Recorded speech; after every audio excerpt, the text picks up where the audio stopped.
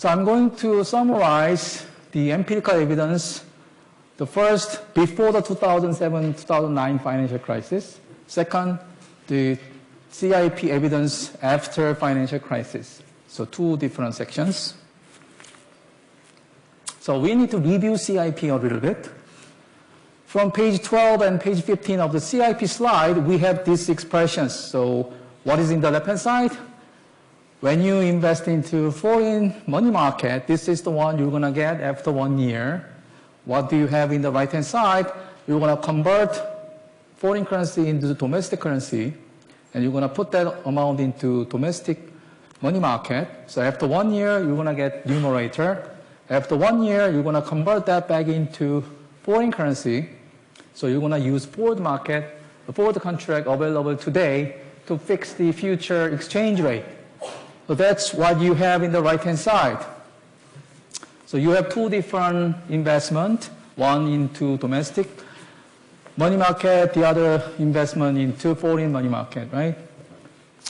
So when we have equality, because of no risk in both sides, both are risk-free investment, you should get the same return. This is arbitrage case. If there's inequality, you can do arbitrage strategy, right? Now, many paper I'm going to talk about use the following expressions. So based on the CIP form, you can just multiply both sides by F divided by S. So if you multiply left-hand side by F divided by S, you're going to get left-hand side of the next expressions. 1 plus IF times F divided by S is equal to 1 plus IDT. So we're going to use this CIP form in this slide. Or some researchers use the following form. What is the meaning of this form?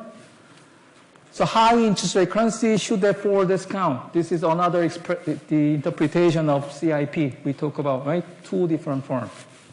So when CIP holds, we should have this equality. Now, when we talk about these expressions in real applications, so we're going to collect the historical data. We're going to use these two expressions to think about the real-time, the CIP violations in real practice. We're going to compute the CIP violations using the historical data. When we compute this one, typically we're going to use mid-quote, which means average of the bid and ask quote. And when we use the interest rate, we're going to use average of the borrowing and lending interest rate, right?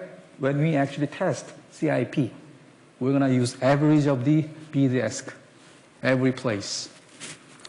But remember, when you actually implement CIP-based arbitrage strategy, you have to take into account this transaction cost. But when you test that, it's not there yet.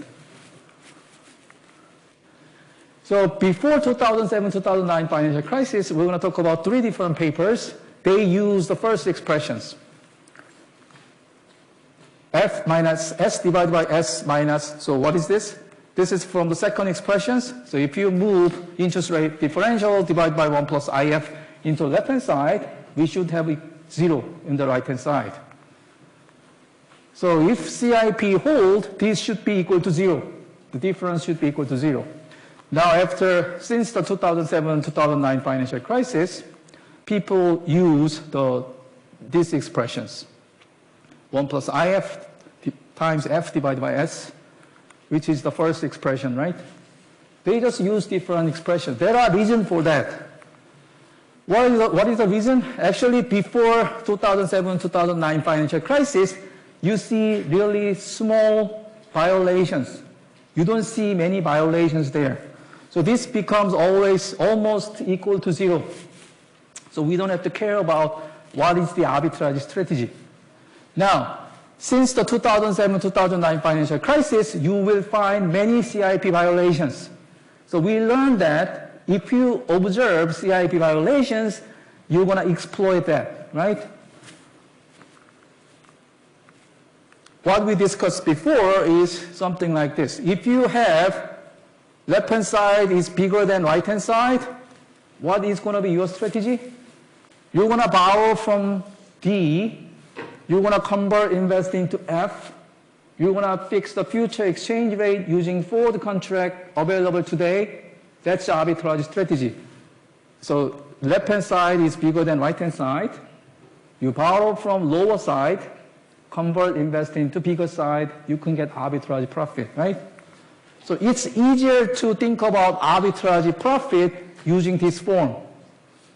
You can just think about this one as a strategy. If you get positive number, you're going to borrow in D, convert, invest in F, fix the future exchange rate, you're going to get profit as a difference, okay? And they call this thing as the CIP deviations, called CID, just a name. This should be equal to 0 when CIP hold. This become positive, that means you borrow D and convert, invest into F. So let's talk about 3 papers before the 2007-2009 financial crisis. I already told you the summary. CIP violation was very rare, okay? Now why I'm teaching this old paper? There are reasons for teaching this old paper. Some of the results are still valid, okay? They define CID as F minus S divided by S, right? And they use mid-quote for F and S, and average of borrowing and lending for interest rate differential. Note, curved interest rate parity deviations, CIP deviation is equal to 0 when the CIP hold. Just repeating the previous slide. They experiment with 2 different sets. This is the result from first set. First set here, they used 3 months treasury bill for US and UK. Second set, they use Euro currency rate for UK, US, and Canada, USA. So 2 different experimentation. First, using treasury bill. Second, using Euro currency rate. They found large number of non-zero CID. It looks like CIP violation, right? It looks like even before 2007, we couldn't find many CIP violation, arbitrage opportunity.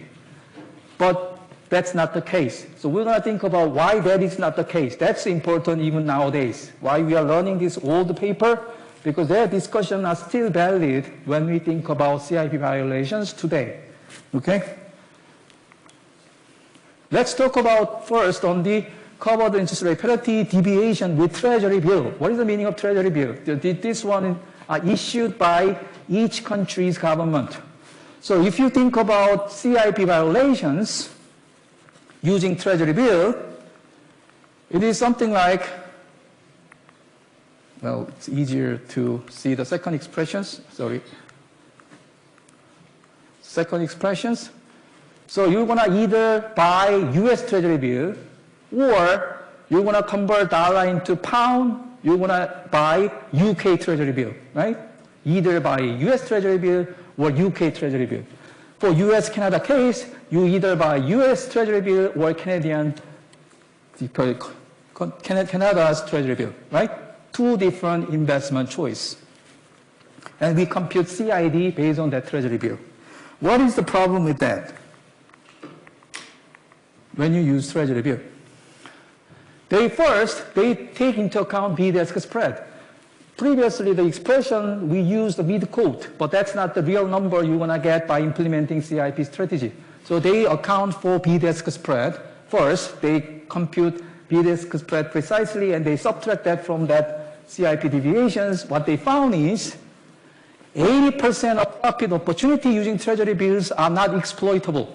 So there are many opportunities, but once you take into account transaction cost, they are not profitable if you pay bid-ask spread. But remember, this is 80%. That means 20% of profitability are remained. So there are big opportunities still there. But maybe it's not the profitable opportunity. They claim that we must avoid comparison of returns on security issued in different financial centers, which means here treasury bill, one issued by US government, the other issued by either UK government or Canada government in a different center, different place. Then we have to think about political risk and sovereign default risk. In all time, US treasury bill was risk-free almost.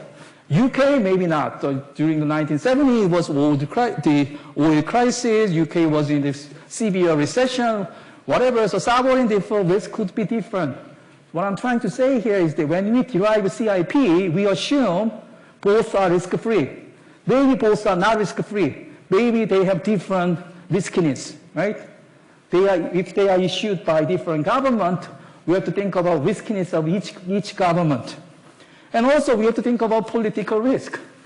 Well, what is the political risk here? There could be some government policy prohibiting us from getting some return. For example, something like this.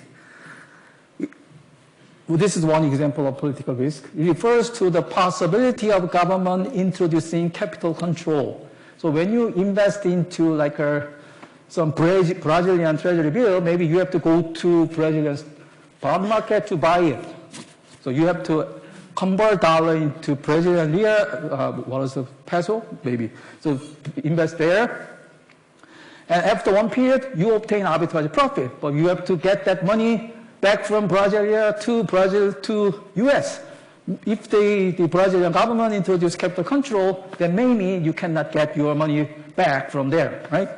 There is kind of risk you are taking when you invest into foreign countries, political risk. So that actually happened in the 2010, number of emerging economies, including Brazil and Thailand, they reimposed control made existing control more severe, so you cannot get your profit back from that, right? Well, the second case is more severe. Even if no exchange control are currently present, when you try to invest into emerging market, you have to worry about future possibility of capital control. Capital controls are not there now, so you can invest now, but when you get back your money from that country, you have to worry about that kind of things. This might not be that severe for UK, US, and US, Canada case. So what I'm trying to say here is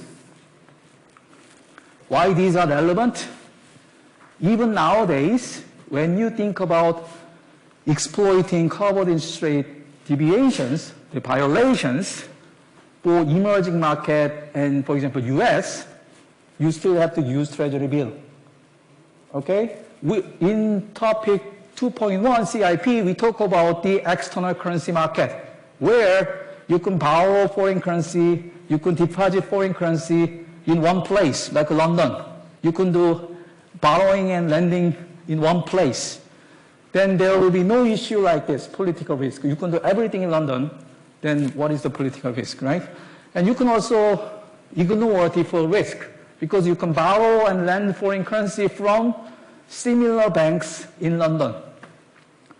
When you borrow from someone, when you deposit money to someone, if they have similar credit risk, if they are same bank, basically there is no credit risk, no sovereign default risk. At least there's no difference from two different investments.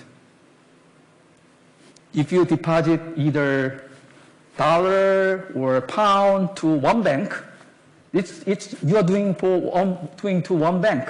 So there will be no different default risk, right? But if you invest into either Brazil government and US government, you have to worry about the various risks, something like default risk.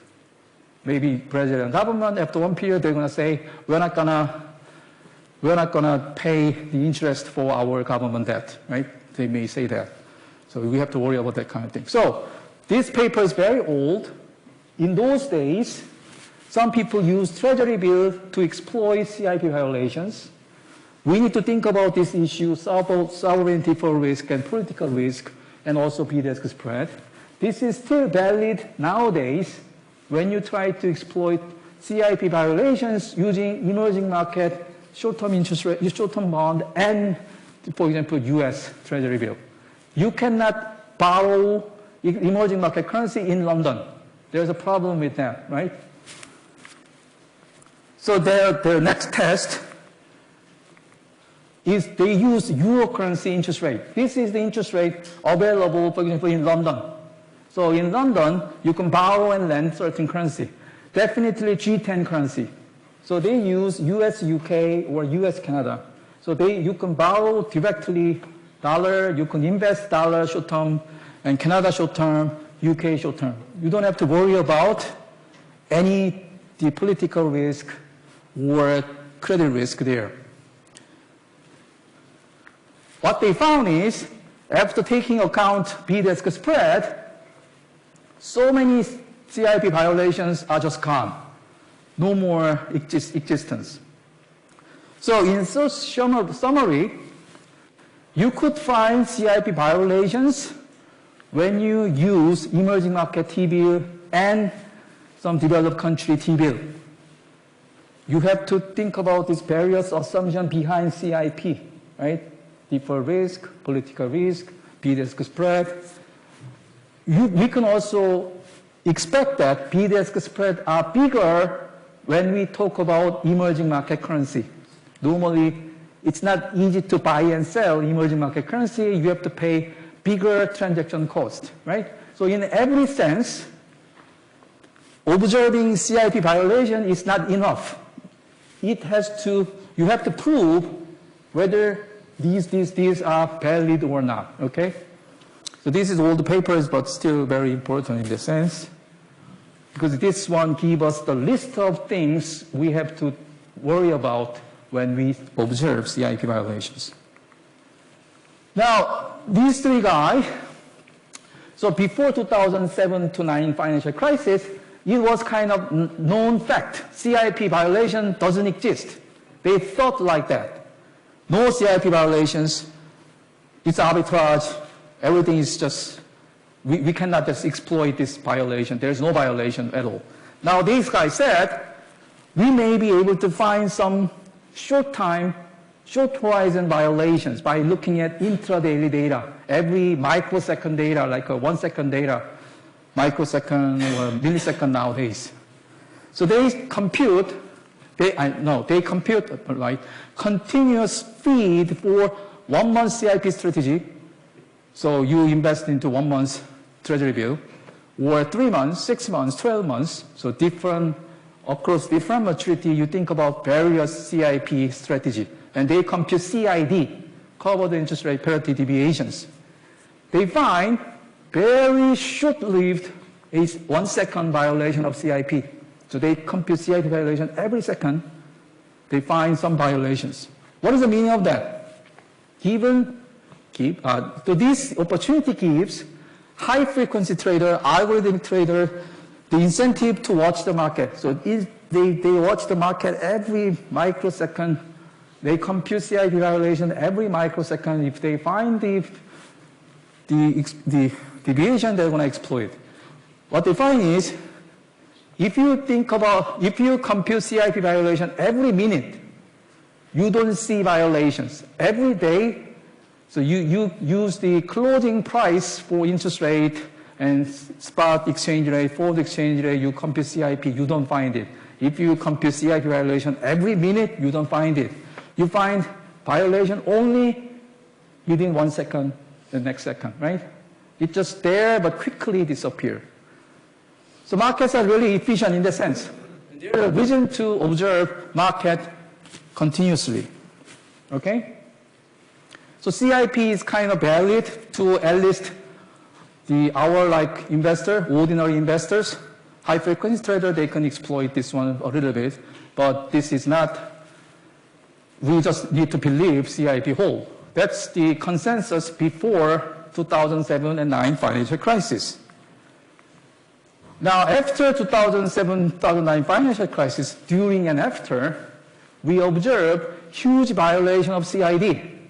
Then what would be the first candidate? You're going to think about transaction cost. You're going to think about political risk. You're going to think about credit risk. It turns out none of those can explain the violations. So violations are there. Why? So these both papers talk about why we saw these CIP violations nowadays, okay? So what I'm trying to say here is you learn many arbitrage opportunity, arbitrage strategy in various finance class. In real practice, maybe there are some problem in the market. We're trying to think about those problems in terms of CIP violations. in all other arbitrage case, arbitrage strategy, you have to know the assumption behind that precisely, and you have to think about if there's a violations, if this is really arbitrage opportunity, or if there is any other rational explanation about this. Are you taking risk premium or not, right? You have to think about those kind of issues. So I'm going to talk about this issue to give you that kind of, what kind of thing you need to worry about when you have CIP violations. Well, the famous word in the finance, there's no free lunch in finance, right? So if you think there's arbitrage opportunity, maybe it's not arbitrage opportunity. You have to think harder why it's there. And so Barber and Pecker, 2009, they found CID is not equal to 0. So covered interest rate parity differential deviation exists. So during 2007-2009 financial crisis, they use EUR-USD, GBP-USD, CHF-USD. They use mid-quote, and they use 3 months euro currency rate. They are using euro currency rate, so we don't have to worry about credit risk and political risk, right? So you are using euro currency rate for that reason. But the one problem, they are using mid-quote, so we have to take into account this transaction cost, right?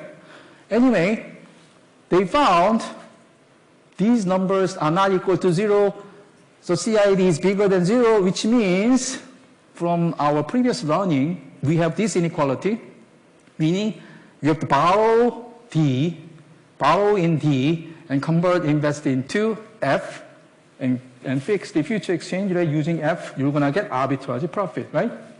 That's the usual interpretations. We have to think about two important dates during 2007-2009 financial crisis. So two dates like this one, the summer of 2007.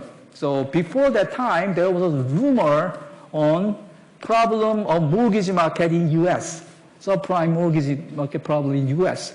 So there was a rumor. But the summer of 2007, the rumor was kind of realized. So BNP Paribas, three of their investment funds inside that company, they were investment fund investing into subprime mortgage. So they need to report the value of their asset to their investor every quarter, something like that. But they find out there are so many uncertainties in this market, they cannot even they cannot evaluate the value of their asset. So they said, we cannot value this asset. But that means if investors come to their investment fund, I want to get my money back. Normally, you can just sell some of your asset to pay back to you, but in this case, they cannot value their asset, even though you ask, I need to get some money from you, they refuse to give your money back, right? So that was the issue. So because of this incident, everyone now see, wow, there's a really problem in US subprime mortgage market. So that's the start of the crisis. Now the kind of apex of the crisis is the failure of Lehman Brothers in September 2008. So Lehman Brothers is one of the 4 biggest investment firms at the time. It's huge company, so they are like our biggest bond dealers. So they also invest into subprime mortgage market, right? And they failed it. They went to bankruptcy around that time. So we compute CIP violation deviations across different period from 2007 to 2009 January. So before September 07, start of the subprime mortgage crisis, CIP violation is close to 0, some small number. But this is computed using bid-quote. So that means if you take into account bid-ask spread, perhaps there will be no profit, not that much profit here. But start from 2007, once the investor realized there's a problem in subprime mortgage market, the CIP violations is kind of fluctuating slightly more and more, right? Plus, minus, very uncertain. Now, after Lehman collapse, so CIP violation was huge. So there should be some reason caused by Lehman failure, right? And since that period, I don't show that to you here, but the next paper will show the graph after this period. You will see still CIP violation remained after this period. So what's going on? Before 2007, it's almost zero. After financial crisis, something's happened. So Baba and Pecker, the graph clearly shows that covered interest rate differential, the deviation is bigger than zero during 2007-2000 financial crisis, especially after the Lehman failure, right? Is this an arbitrage opportunity? Let's look at the usual suspect. Transaction cost, you take into account bid-ask spread. Now remember, during financial crisis, it's not easy to buy and sell something.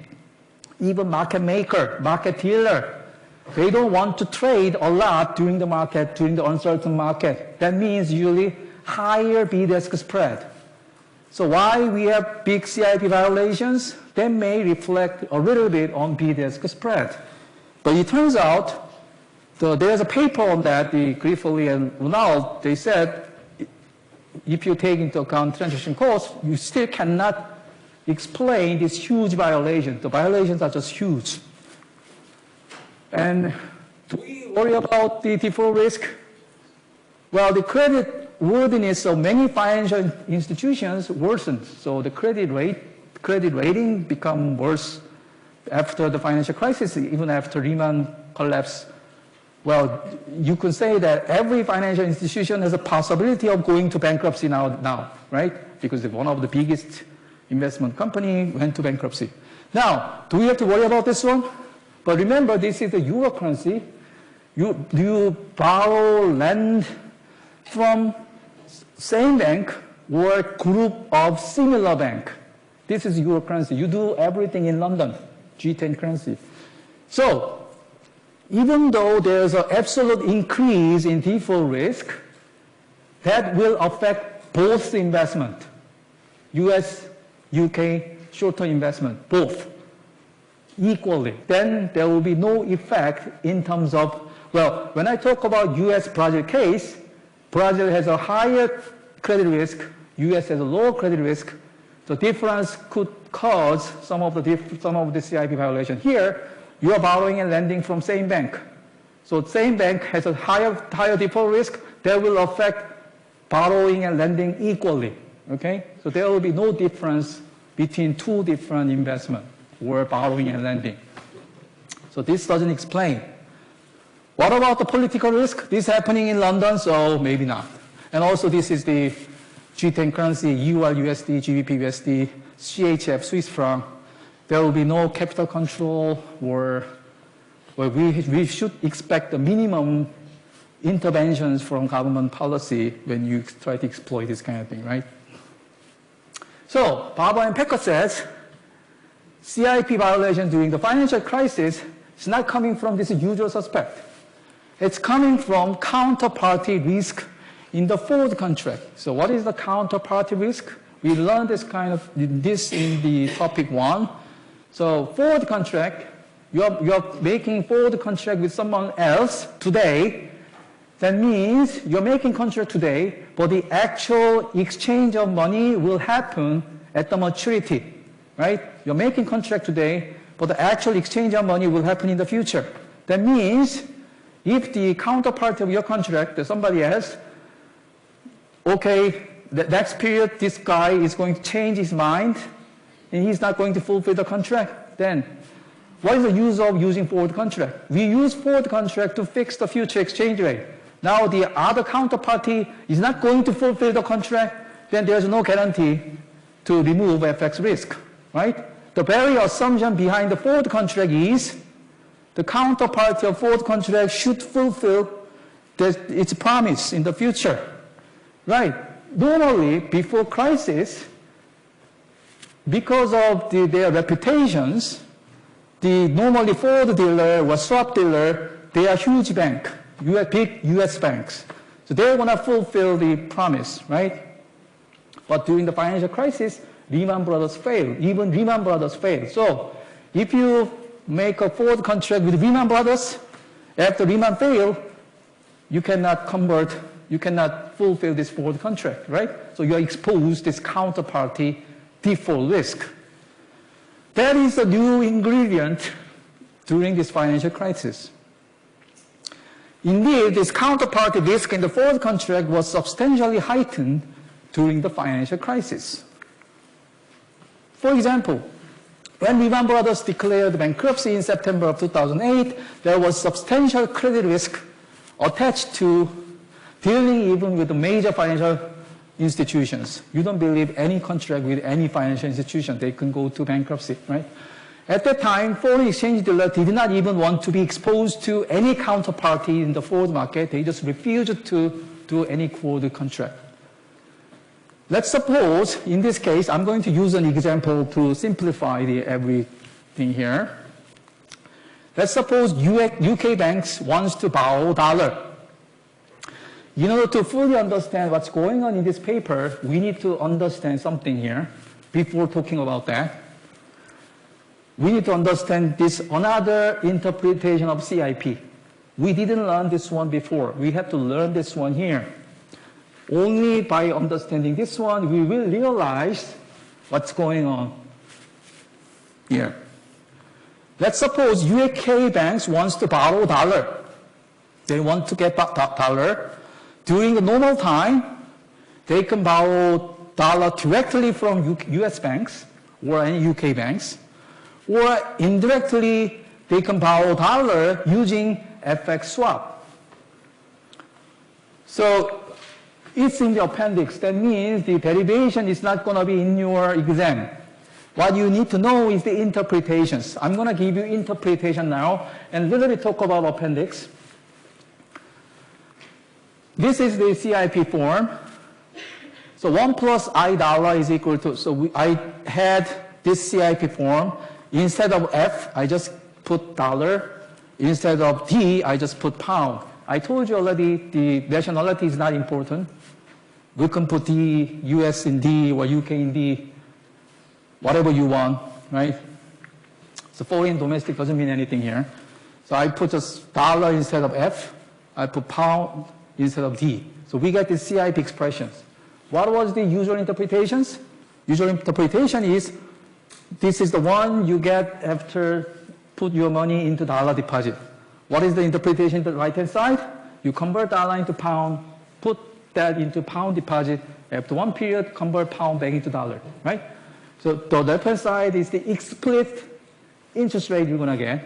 Right-hand side is the implicit interest rate you're going to get.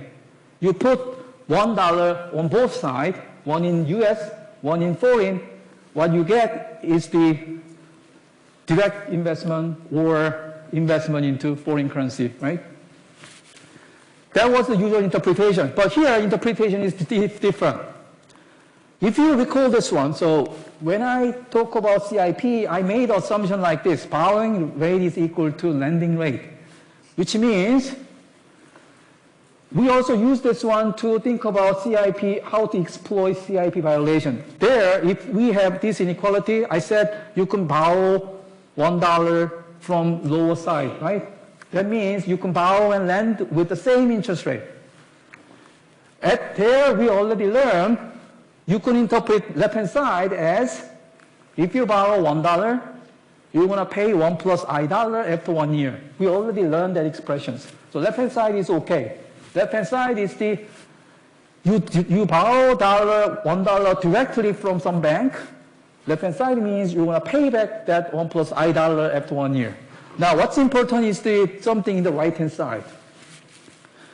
The right-hand side, at the end, this is the meaning of right-hand side. You need to know that. If you can borrow $1, not from bank, using FX swap and some borrowing, $1. So both are borrowing $1. What you have in the right-hand side is the interest rate you're going to pay to swap dealer. So it's an interest rate. Both are interest rate. Left-hand side, you borrow $1 from bank directly. 1 plus I dollar is the interest rate you're going to pay. Right-hand side, you're going to borrow $1 from swap dealer. After one period, you're going to pay back that interest rate. Normal time, it's equal. Crisis time, it's different, okay? So the derivations, why the right-hand side means dollar interest rate you're going to pay to FX swap dealer, it's explained in the appendix. So I already posted a video clip explaining this appendix. This is not for your exam. You just need to know the final result, interpretations. For easier explanations, I'm using the BH example 6.1. This is the same example. In this example, we're talking about Euro and Japanese yen CIP. CIP using those two. And Kim-Dae can borrow €1 using left-hand side, or Kim-Dae can borrow €1 using right-hand side. I just want to say briefly about the logic. Borrowing 2 is the borrowing using FX swap. So this is what Kim-Dae is going to do. Kim-Dae cannot borrow €1 directly now for some reason. But let's say Kim-Dae can borrow other currency, for example, yen. So this is what happened during the financial crisis. Everyone tried to borrow dollar, but they couldn't borrow dollar because dollar was in shortage in all global financial market. Everyone was refused to lend dollar at the time. So UK banks, or any bank, they were trying to get dollar. In this example, it's a euro. He couldn't borrow it, but he couldn't borrow yen. Then what this guy can do is borrow yen and swap yen with euro. What is the meaning of the swap yen with euro? FX swap is the combination of spot and forward. Swap means in the spot, so it has two different transactions, one spot, the other forward.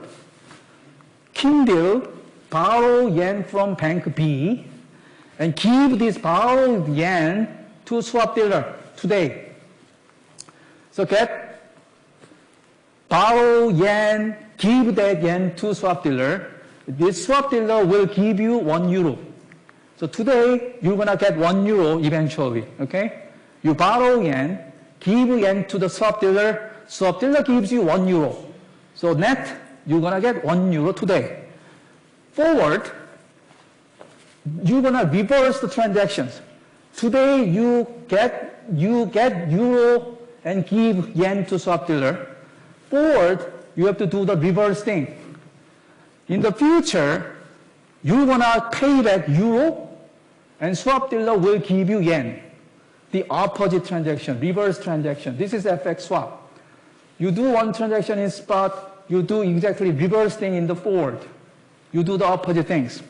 Now, Kim-Dae getting €1 today is going to pay back certain amount in the future. That amount is going to be exactly the thing in the right-hand side, okay? That appendix is showing you that one.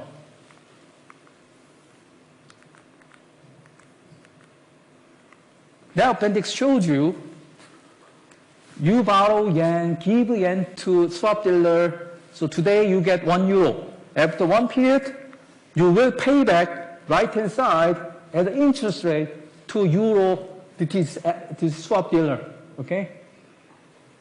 You have to watch the recording to understand precisely what's going on, but that's too much tedious thing, so I'm not going to do that here. I post the video clip.